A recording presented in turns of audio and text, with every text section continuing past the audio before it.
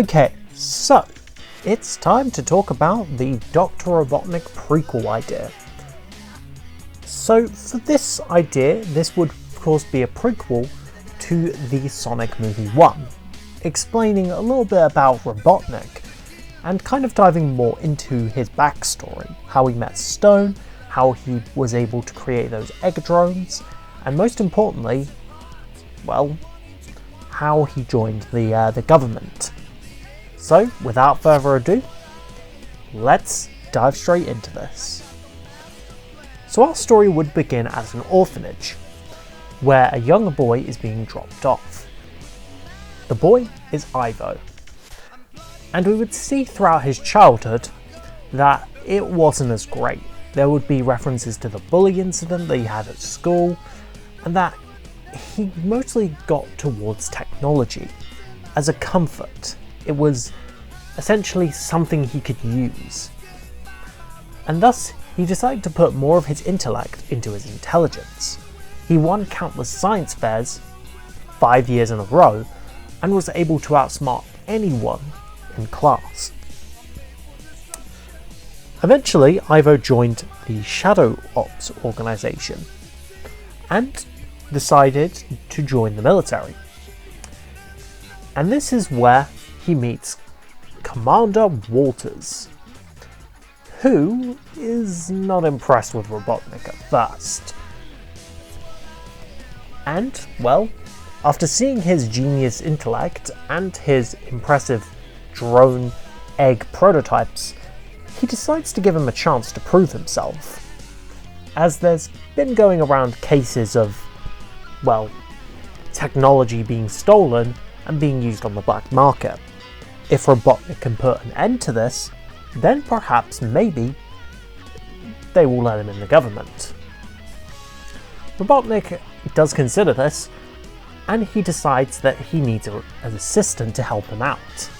So he looks through hundreds of agents, people to be a loyal henchman to him, hundreds of them, and not one of them interests him. However, he begins to drink a latte that has steamed Austrian goat milk and asks who is this, to which Stone appears. And immediately Robotnik does kind of have a liking towards Stone, considering that he is very loyal to him, and even compliments him. Which Robotnik decides to keep Stone around, and a few other agents. But Stone he keeps at his second in command, as he thinks Stone is easily manipulated but also intelligent. We would also see Robotnik yell at Stone for messing up the order at times, but Stone still manages to fix it all around, which pleases Robotnik. We would see the two of them fight off multiple kind of bar attacks and all sorts of technology stuff. We'd see a villain who would probably be an ex-military person who wants to use the tech to cause more chaos. Robotnik doesn't really seem to find this as interesting, but he believes that maybe if he's able to bring this guy to justice, then perhaps he would be given more space and freedom to do what he wants in the government. As Robotnik is, well, quite, he's planting the seeds of doubt. You see, Robotnik thinks that he's better than everyone else. He's intelligent.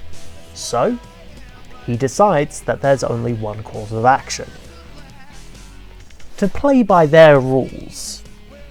But he decides to add his own little twist to it. So both Stone as well as Robotnik travel to California using Robotnik's truck. They track down where this mad kind of character's, this bad guy it is, along with his crew, and Robotnik decides to attack using his egg drones, motobugs, and of course not the buzz bombers, but just the egg drones and the motobugs.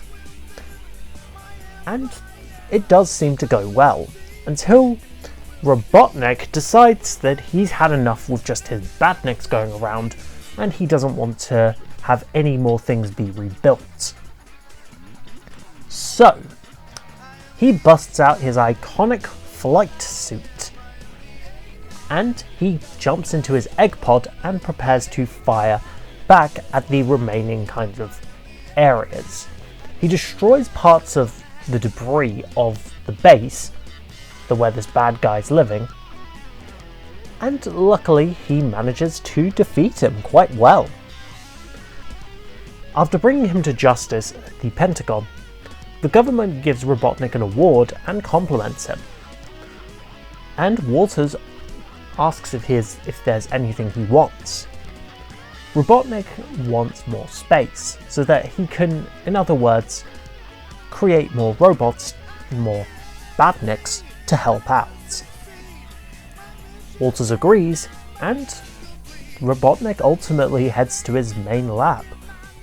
He then gets clearance and clarification that he can build whatever he wants, whenever he wants, and he begins to spread the roots of his mighty empire. He even makes things that are off limits from the government, that even he knows about. And Stone is there watching, as Robotnik's building all sorts, spreading out across the planet in every continent. Everywhere they go, everywhere, is badniks, as well as resources, even factories, and heck, even weapons. And our story ends with Robotnik getting a message from Stone that in Green Hills, Montana, a power outage just occurred that sent an entire power outage across the entire North Pacific West, and Walters is requesting Robotnik to investigate it. Robotnik jumps into his truck and it drives off, hoping to find whatever is there.